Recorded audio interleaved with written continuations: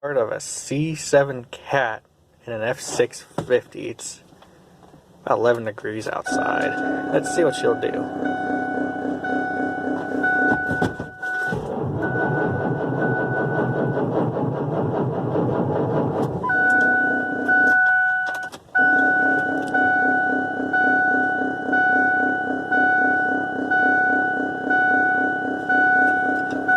Doesn't sound promising, but we'll wait for it to start light this time.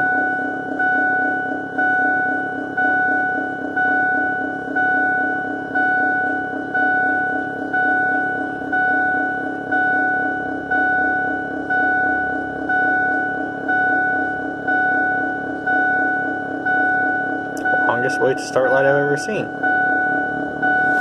There we go.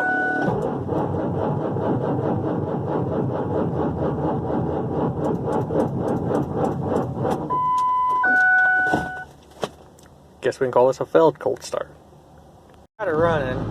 I didn't get it recorded. It's kind of a two-person job, using the jump pack and push the clutch in, turning the key and everything all at once, but we got it running. It was a pretty uneventful start. Once I got her to spin over, she fired, but